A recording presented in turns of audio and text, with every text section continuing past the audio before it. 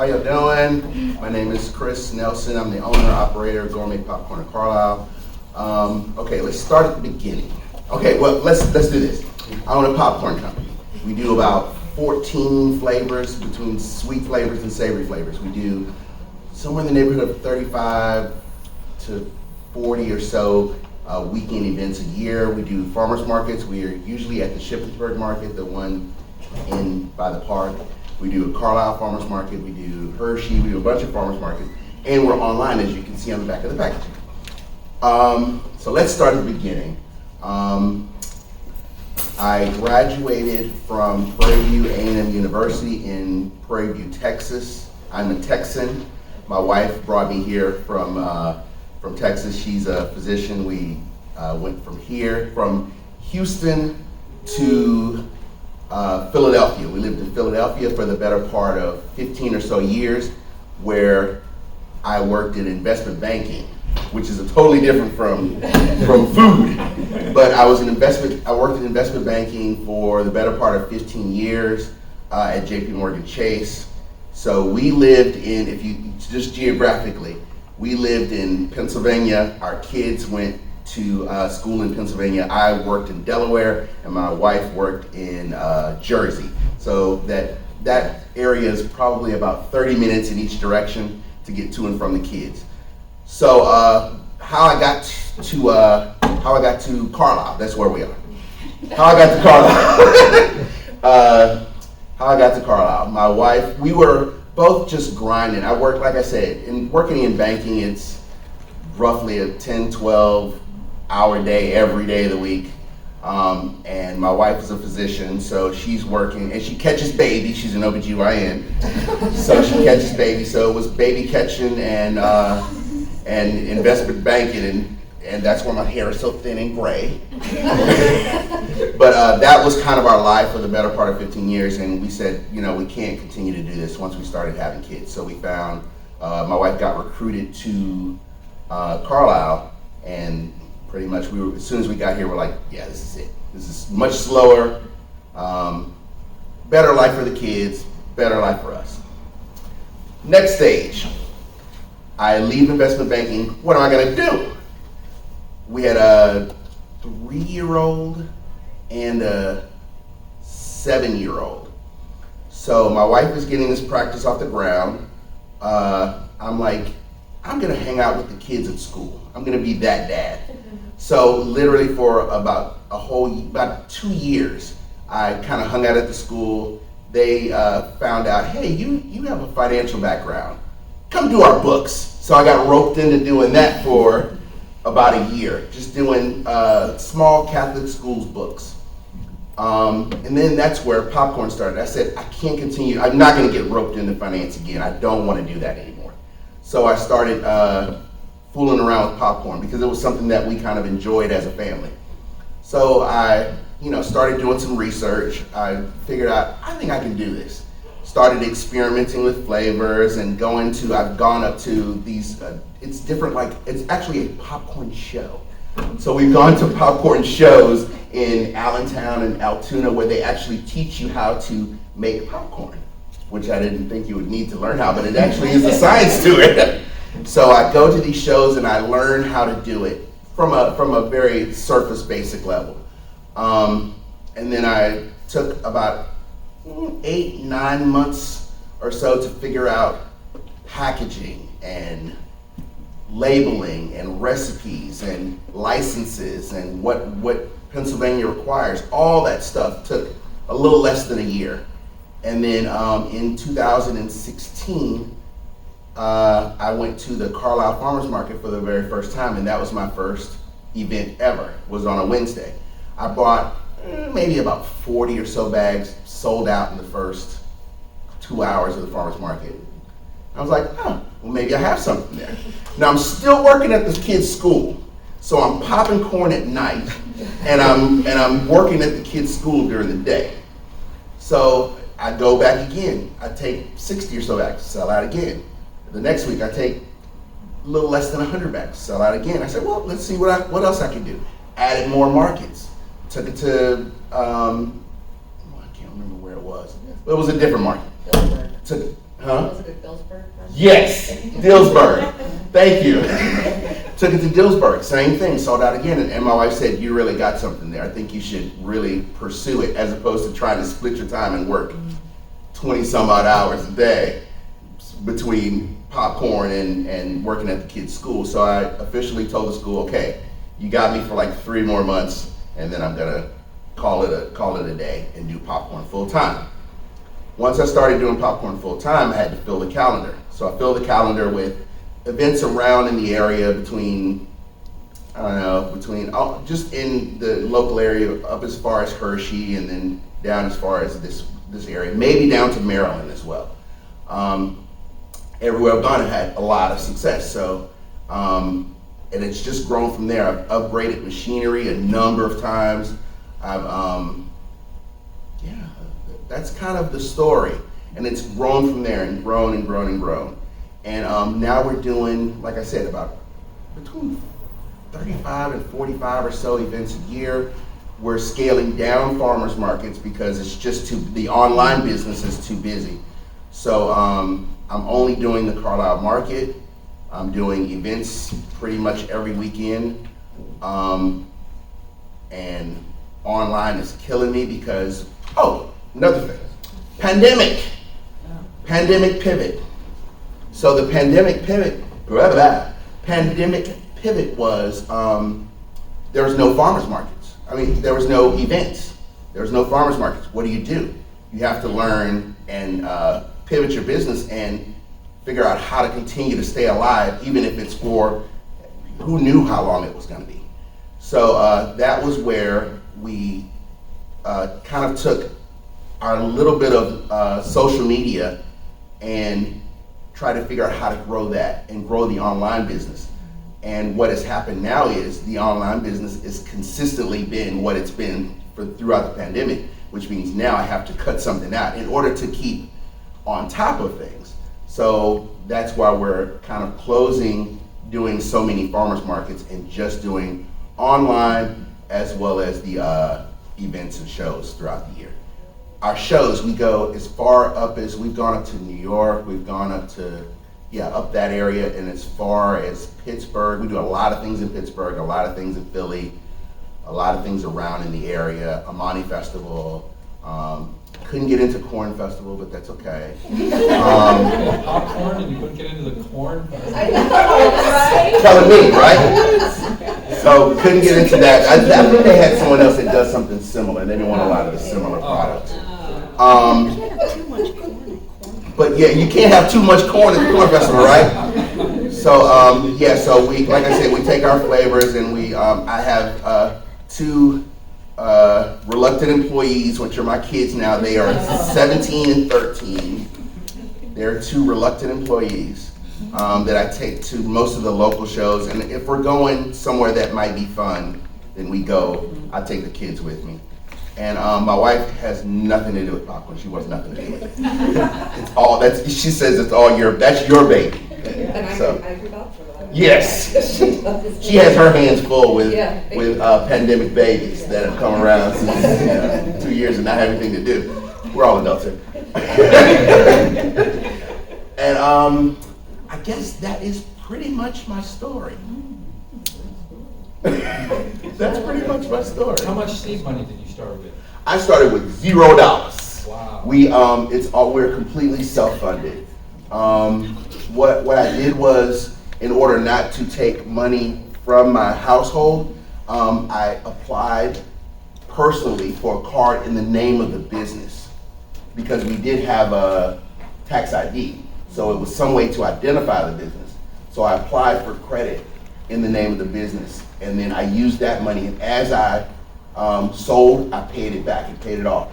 As well as some of the people, the vendors that sold equipment to me, knew that I was brand new, and they're like, we'll do it we don't even have to do credit. We'll just give it to you, and we'll, trust that you will pay us back. So, I mean, that creates a situation where you're a customer for life for someone that would literally give you a couple of $1,000 machine and say, just pay me back whenever you can. Wow. That's great. Yeah.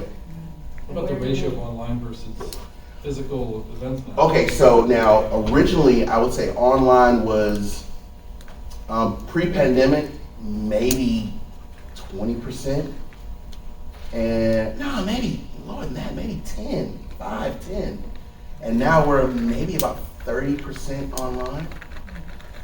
I bought popcorn online for everybody I know for Christmas, but it wasn't yours. Oh.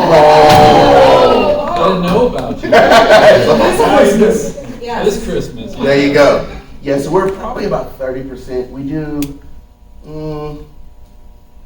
yeah, about 30%. That sounds reasonable. Now, it kind of ebbs and flows as well, because there are, during the holiday special events like Valentine, Christmas is crazy. We do a lot of fundraisers as well. We do probably one a month, and that varies as well. Larger schools will do, a couple of thousand, smaller, a couple of hundred. But I mean, in conjunction with farmers market, in conjunction with shows, in conjunction with, regular just vanilla online, it can get to be a bit overwhelming. I'm a team of one. I used to have, pre-pandemic, I have some kids from Dickinson that would come and help me, because my kids were small at the time. I would have some Dickinson kids come and help me with my shows, but since, they tend to graduate, so. But like all the cooking. All the cooking, all the packaging, everything I do by myself, correct. And where do you put that? You say, where do I do? Yeah, I think. In my house. We have a kitchen that we built that when we moved from our first home to our second home, my wife said that would be the last time I cook in her kitchen. So before we moved into the house, the first thing that was done was there was a popcorn kitchen built in the house that just does popcorn in our basement. Yeah, well, you have to for. I was gonna say, does that have to meet special guidelines then, because it's Yes, business? we spoke with the borough, with Carlisle, and our contractor made sure we were coded and everything, so that, if someone else, at some point we move out of our house, they'll have a full functioning kitchen. It may not be for popcorn, but whatever they want to do with it is fine by me. Yes. Like, how quickly do you think you're gonna outgrow your own house? What? Great Your question. sales. Okay, I have outgrown my space. I outgrew my space a year after it was built, and I've been there for 6 years. We've outgrown our space. I've slowly crept into our family space. So, like I say, it's in our basement. So there is a specific space that is just popcorn that is, kind of doored off.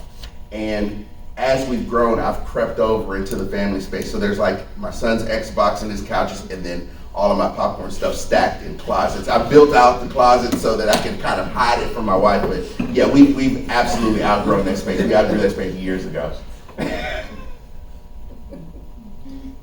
Yes. So out of all your own popcorn flavors, which one's your favorite? My favorite, I think my favorite is cinnamon toast. That's my favorite flavor.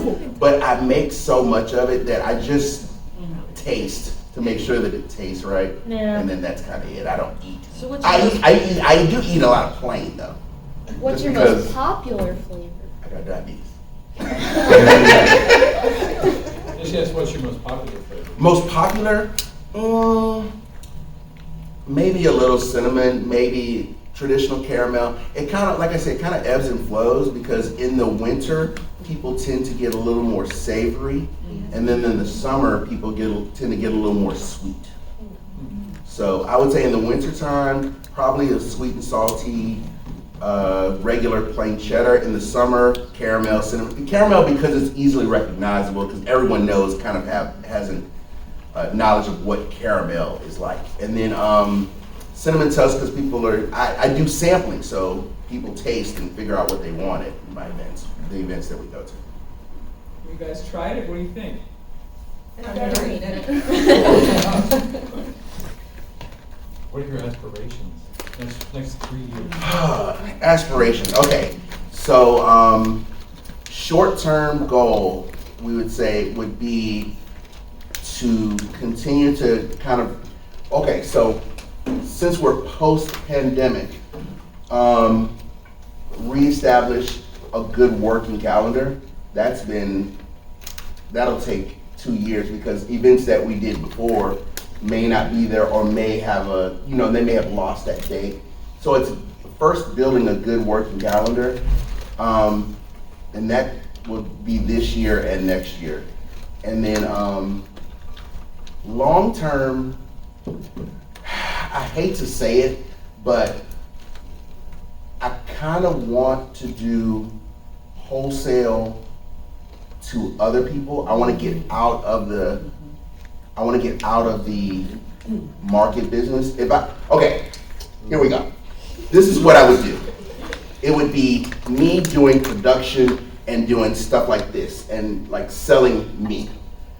The second piece would be someone else to do my calendar of events. Someone could literally have the calendar and say, these are all the events, these are the good ones, these are the bad ones, all you. I'm just wholesaling to you. The third piece would be I want to get into doing wholesale to other people. And I've done a good bit of that in the past year, which is wholesaling to other people. They take the product, they market it whatever price they think is fair, and they sell it at places other than the events that I do in my calendar. So that would be the kind of the long term would be to do that. Have you thought about asking for investors or looking for some? I've had some people approach to say they wanted to invest, but I haven't had the need. And if you don't need to give away a piece of your business, Correct. why do it? You know, and to scale, yes. And I don't think we're to that point yet. Once we get to that point where it's like, well, we need to be on both coasts, we need to be in the, that's the point where you say, okay, I'm gonna take on investors because I need to have someone doing our stuff on the West Coast, or I need someone in the middle of the country so that we're shipping and we can control kind of where things come from to keep costs down. Do you want to get to that point, or do you like where you're at? Your video stop. That's all right. Okay. You say, do I want to get to that point? Yes, and no. I say yes because that proves the concept of this is a real business. It's not just a hobby. And no, because you get yourself into some trouble if you don't know what you don't know. So that's why I think kind of slow growth is an ideal way for me to go, and not take on a bunch of money and then have to owe people and have that level of stress on me. So we're not going to see you on TV on Shark Tank anytime? No, you will not. Not anytime soon, I don't think. Yes? So you said you wanted to get out of the financial space, but can you argue that you kind of got yourself back in there? Absolutely, because I'm in charge of everything, meaning paying bills and all that. But what the finance that I was doing was totally different. It was investment. It was investment banking, meaning what I did was, okay, let's see, how do I make it simple? Okay, okay, so American Airlines wants to buy a plane. They want to buy a plane. It costs $100 million. So what we would do at Chase was we would find smaller banks, M&T, some small PNC. Those are smaller by scale. Smaller banks that would take a piece of that $100 million, and then every month would they would get paid like a dividend because American Airlines, as you see, airlines don't have money, they're broke. But so they would borrow this money to say, hey, we want to buy planes. We would take that money and say, hey, we'll loan you $100 million. Then JP would take, 50 million of it, and then the other 50 million would get divided amongst smaller banks so they could participate. So every month they would get a small piece of whatever their, the money that they owed as a dividend until they paid off the loan. So that's kind of what I did, was make sure money moved from incoming money from American Airlines to PNC Bank or M&T Bank or whatever. That's kind of what I did. Stressful. Don't miss it. Do they buy stocks? What was that? Do they buy stocks in the company or? No, it's called a borrowing, so they would borrow, and then all these banks would participate in this borrowing of a larger company. Same thing with like Avis, when Avis bought Zipcar, same thing happened. They did like $200 or $300 million, and all these smaller banks got to participate in the borrowing because they had to buy cars, they had to market, all that stuff that goes into that borrowing, and then as they pay it off, the smaller banks get their little piece of the pie. Whereas they have a whole $100 million plane to use as an asset for leverage. If you wanted to go borrow $100 million, that's an awful lot of popcorn to use as A leverage. lot. A lot. I don't think I'd ever be able to pay that, pay that back in corn. How did you come up with this idea of packaging? How did I come up with it? Like I said, I took a lot of time and research to try to figure out what kind of worked. And that's not actually my personalized packaging. That's kind of the generic packaging because it's a small bag. But I actually did a lot of research. I spent a lot of time, months and months of trying to figure out what kind of works and what doesn't kind of work. And it was just looking online and going to see like I found other popcorn stores between Philly and here, and I drive out and go and see what theirs look like. And also flavors and stuff too, to see what was popular, what was in the front of the store, what if you're promoting it, it must be, must be good. So that's kind of how it went. So like I said, I put a lot of time into the back end of it so I wouldn't have to make a lot of mistakes because I don't have time nor money to waste. So you don't sell them in these small bags? No, the small bags usually, it's something like this. I do them for weddings, for birthday parties, little kid parties, stuff like that. That's what I use for the smaller bags. We have 3 additional sizes. There's a regular 6 cup, we have a 12 cup, and then we have like a jug that we do.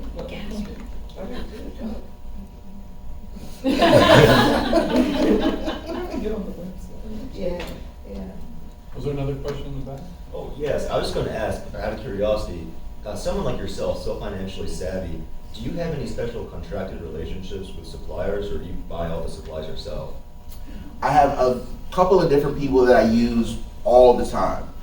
There's a place in Allentown that I get all of my like popcorn related supplies, meaning like not the corn, but all the sugars that we use, all of the flavoring, that kind of stuff. Now, we use the restaurant store here at what was that, Camp Hill?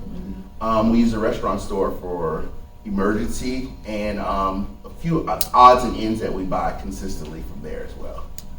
So it's a few people that I use. And then for our packaging, we have a packaging company that does the regular vanilla packaging as well as our custom packaging. We have that as well. Yes. Do you have any regrets this far into your business? Like, is there anything you'd go back and be like, oh, should have done that different? You got any regrets? That's a tough question. It's hard to say. I think there are spots where I could have been more efficient, but I wouldn't say regret because, like I say, I've slow walked this thing. We're starting year 7. So I've slow walked it as much as I could because, like I said, I didn't want to have to borrow money. So, and I didn't want to borrow money to keep my company alive or borrow money because I didn't want to need money. So I think there are areas where I could have run faster, but my caution made me slow walk things that I could have gone faster. And then there are areas where I may have gone faster than I wanted to and may not have done it the best way.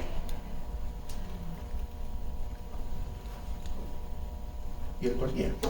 What are your profit margins? I am probably at about, depending on the season, in the summer we're right at about 74% or so, and then in the winter it kind of comes down because there's less things to do. So I'm probably at about 68, 69, somewhere like that.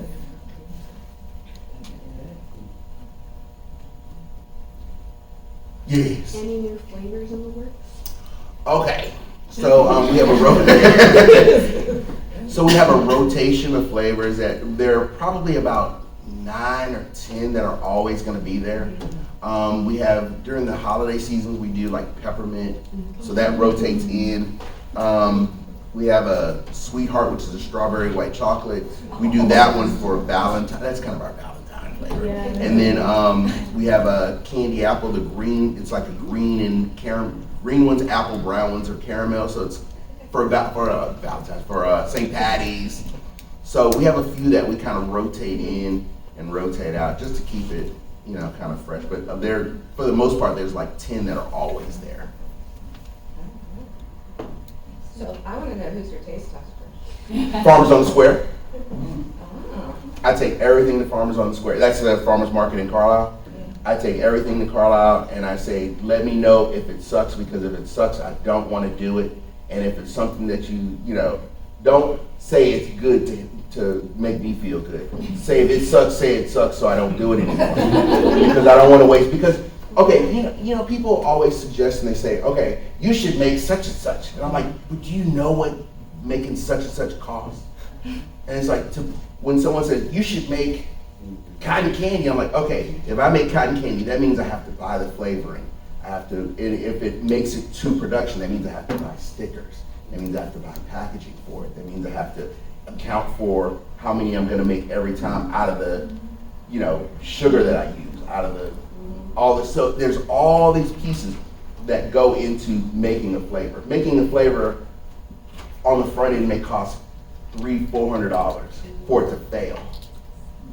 It's not a good financial move.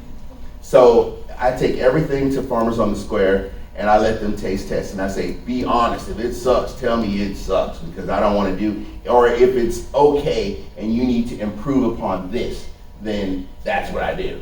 And it may be 3 or 4 months before it actually even makes it, you know, anywhere. It goes in a blank bag for the longest time because I don't want to order stuff for it, because if it's a dud, it's a dud. Yeah. And I have plenty of duds. I have plenty of duds that I'm like, it's just not What was good. on the list of things that didn't make it? What was the Oh God, okay. One that I want to make that I cannot get right. Cookies and cream. I cannot get it right. I don't know what I'm not doing right, but I cannot get it right to where I'm like, oh, that's good. You know, can't get it right. I tried, I have a sugar cookie that I'm trying to work on. What else was a dud? Candy corn, I remember you talking. Candy corn, dud. I remember that one. Dud, no, never. Just does not work. And not saying that it won't work, I just haven't figured out how to make it work. Yeah. So I call it the popcorn graveyard. It goes to the graveyard. Now some get resurrected, but most of them stay in the graveyard. When I have this, what happens is when I have time, I'll go, you know what, I want to try to figure out how to do blah, blah, blah. And I give it a shot and I'm like, nope, still bad. And then it goes back and then I move on. When did you realize in this process that, hey, this is a good niche for you? I think after, like I said, when it was real small and I tried it the first couple of times and I had success, I'm like, well, I'll continue to try it, but not on any large scale, just grow it as need be. And I got to the point where it was like consuming my whole life, where I needed to get better equipment to be able to keep up with the demand. So, like I said, I was in no rush. As it got bigger, I upgraded equipment, and as it got bigger, I upgraded equipment. Now I'm to the point where I can't have anything bigger than what I have in my house. It would be against the law. You need a new house. No, and what people always say is, well, that means it's time for you to go into grocery. No, commercial. What comes with that? Same thing, like, you should make cotton candy. Same thing that goes with, there's insurance, there's real estate, so all the stuff that is now profit turns into a liability. 74% after that, right? It goes, now we're down in the 20s and 30s, and now you're 6 months away from not being around anymore because you can't keep up with keep having real estate and having insurance for real estate. Oh, now you got to start borrowing money. It So sounds like this is still fun for you. it's fun, but it's tiring as well as it's a real business. This started out as fun, it turned into a real business, it turned into a real job almost. But it's still fun though, because I get to interact with people, I get to go to shows, and the best part is when I'm here in Carlisle, and I go to Philly, and I see the same people all the time, and they go, they don't know my name, Popcorn Man. I'm so glad you're here. I was wondering if you were going. My kid said, if Popcorn Man is there, get some. Or I do a lot of Comic Cons. That's a whole different animal. But I do a lot of Comic Cons, and I've done this one in Pittsburgh for years, since almost the beginning. And I've seen, the same people over and over again. And they just walk up and say, all right, give me it's like, I have samples. I'm like, I don't need a sample, I know what I want. And they get their same stuff and they're like, I'll see you in May, or I'll see you in September. And I do it a couple of times a year. So, or you go to the farmer's market and you see kids that you remember this big and now they're 6'2". And I have some like that. They were little guys, like 8 years old, and now they're 16 and they're this tall now. That's the cool part of the business. Now the actually grinding it out in the workspace, and you see the sun kind of come up and go down in the same space. That's the hard part, but you do what you have to do to grow what you want to grow. If it's worth it to you, that's the hard part is not nearly as hard as you would think it would be if you were doing something that you didn't enjoy, Yes? If I could just ask you a little bit about that, like some of the external factors, the logistics, the insurance, because you are so passionate about this now. You found the niche, you're like a one-man band, you're the creative popcorn machine. Have you found the need to seek any substantial outside consultation? I should, but I haven't. I should, but I have not. That's the piece that is missing as far as going more wholesale to Wegmans, or that's the piece that's missing. So yeah, you are correct in as you grow and get to a certain point, and I think I'm on the cusp of that point to where I would need to reach out to someone else to figure out what's the next step, Do you have those BDC still? Yeah, I know.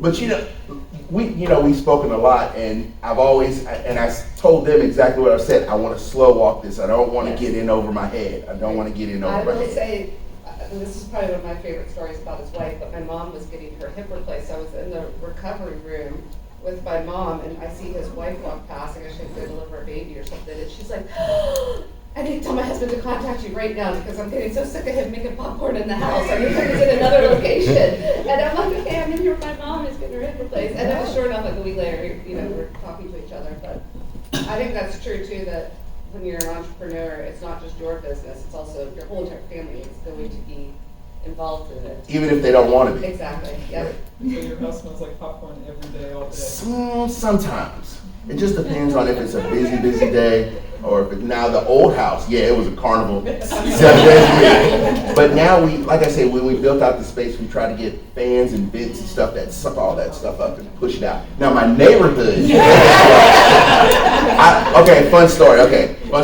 So my son would get off the bus, and I would sit at the corner and wait for him at the bus. So my neighbor drives up and she says, "You doing chocolate today, huh?" And I'm like, yes, because you could just, in the whole neighborhood, you can smell it. I'm like, yes, we're doing chocolate today, yes. You guys have to give them free popcorn then. Yeah, I'm giving out a lot. On the financial side, do you set a salary for yourself? This is the first year. This is going into year 7. This is the first year that I'm going to pay myself. The first year I'm going to pay. My wife said, if you don't pay yourself something, then you need to shut it down. Okay, and I'll tell you the reason why I didn't pay myself. The reason why I haven't paid myself is because I wanted to be able to put money back into the business. Put money. If I didn't have to, then I didn't. But yeah, that was kind of the reason why. Not having profits to do it. It's just selfishly, I'm like, wow. Put money back in the business. Keep the business afloat. Grow it, grow it, grow it.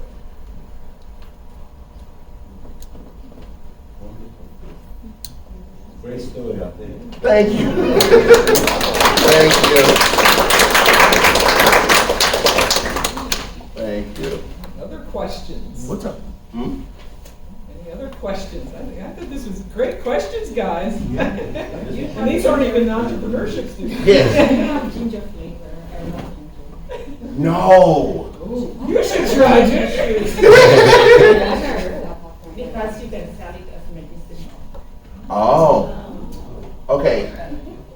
Now, oh, never mind. I won't. No. No, go ahead. When you go into flavors, I'm like, you know what when you decide to you mentioned that you just go to various shows and stuff like that, and you actually kind of scale back a little things right now, or someone in transition, are there, is it the show itself that you're, trying to, or is it the people that you know who are going to be attending those shows that you know are kind of like quote unquote your customers, would be people who would be interested in pop? What kind of goes into your decision in terms of deciding where to set up your virtual store or your, let's say your. Okay, so like I said, I have a bunch of shows that I've kind of built a calendar, and these are shows that I've either attended in the past or I plan on attending, in the near future, this upcoming year. So they're like this month we have a couple of shows that I've never been to, but I'm planning on going. And if it's a good show, then that means it stays on the calendar. If it's a dud, then that means it's out, and that means I need to find something else next year to take that spot. So the hook is we sample. So as people, I don't have a customer base at events that I've never been to. So the hook is you come and you try. If you like it, cool. If you don't, that's cool. And if you like it and you don't buy anything, you can always take the information. And I've had, like, we did a wine and chocolate show in Virginia. Never done it before. So, but we did it. It was 2 weeks ago, 3 weeks ago, something like that. And we sampled, and my kids were hustling. They were just giving out samples, and people were buying and buying. So I'm doing cash register. The kids are sampling. So it was a very good show. And with every purchase, we give out a card that has all of our company information on it. And we've had all week, this past 2 weeks, we've had orders come in from Virginia. I'm like, okay, that's where they're coming from, is from the show. I don't know if it's people that purchased or if it's people that just took the card and purchased later. But the marketing piece was take the card, do it as you see fit. It's a coupon on it, so if you buy, cool. If you don't, it's cool. But what will happen is next time we do the show, the people will come back and go, I remember you from last year. I didn't buy any, but I've had a lot of that. I didn't get any last time, but I want to get some today. Okay. So it's a war of just being in front of the people all the time, being consistent with, your flavoring, being consistent with your product, as well as being consistently in the same places all the time. Have you ever received any advice from your customers? Advice as far as what? In terms of the flavor? Oh, all the time. Yeah, all the time. Yeah, it's never negative, always positive to try to make the product better. Yeah, but yeah, all the time, and it's well received, So I do have one question, because you were at the farm show, and I think most of you guys in here know the farm show up in Harrisburg. I mean, that's a huge show. So you were there all week. So when you said that maybe people sampled it, maybe people didn't buy, did you see anything come about from the farm show? Yes, we did. We did a online coupon for the farm show. We had a lot of people and these I probably would believe would be people that bought some, just because it's so close, Yeah, we had a lot of people come back for a second round. They're like, hey, my wife got some at the farm show. I've had people meet me at the diner that were like Carlisle local people. I'm like, I was at the farm show. And can you meet me at Walnut Bottom Diner? I'm like, yes, absolutely. So yeah, I had a lot of people, same thing.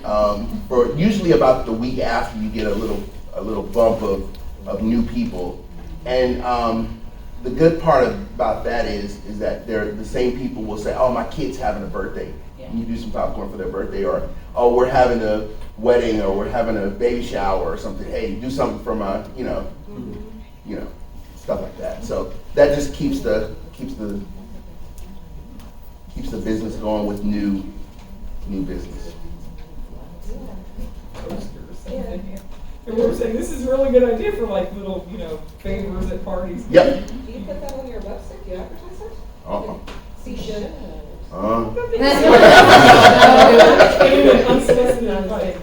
Well, no. What usually happens is people will say, "Well, what sizes do you do? I'm trying to do something for blah blah blah," and then that's when I go, "Oh, we do a smaller, just a handful size for baby showers and whatever." But yeah, you are correct. Another thing, like you say, correct. Should be on there, but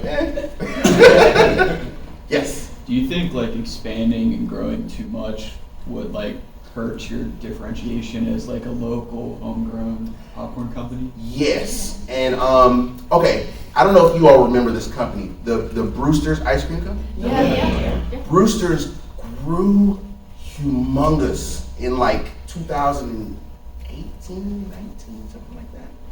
They were everywhere, and then they contracted because they grew too big too fast. They probably would never say that, but that's a company that I literally saw grow, and I'm like, wow, this stuff is so good. And you start to see them in every neighborhood, and they grew really big, really fast, and then they contracted, and they all but a few closed. And now eventually they'll probably do it again. But yeah, that's where you are cautious to not grow too big too fast, because then you lose control of your quality, of your ingredients and stuff like that. Like I say, if we get to the point where we're on the West Coast and we're on the East Coast and we're in the middle of the country, I can't control all three spots from Carlisle. So you have to trust that you have good quality in all spaces, but who knows? And then people try and go, I tried that stuff, it's not that good. And it's like, yes it is. And then I try to go, no, it's not good. What are y'all doing? Because you just can't be everywhere all the time. And I have a lawyer friend that tells me that. She's like, you are the one-man band. You can't be everywhere all the time. You have to let go. And that, being an entrepreneur, that's one of the hardest things to do, is to let some things go.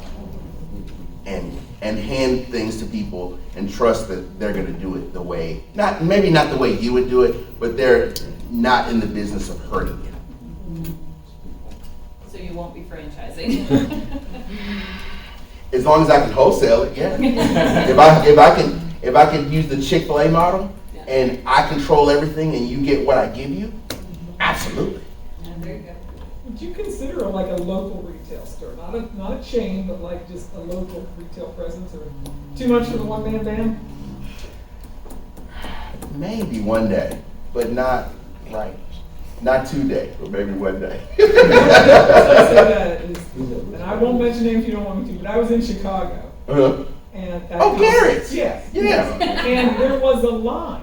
Oh yeah. For like an hour. And I thought, what is the matter with these people? Like, this is popcorn. Yeah. Who stands in line for an hour? They are known for that.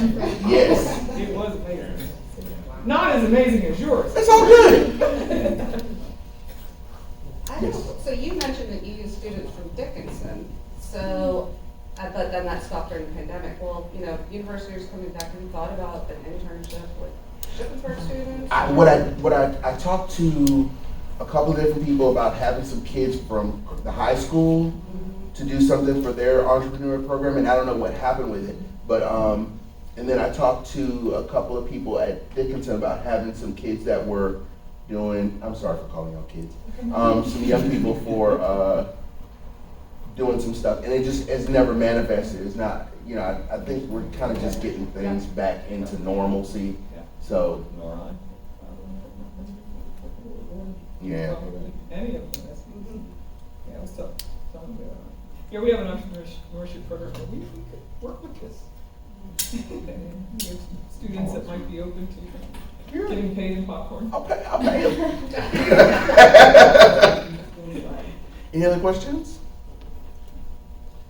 Thank you guys for having me.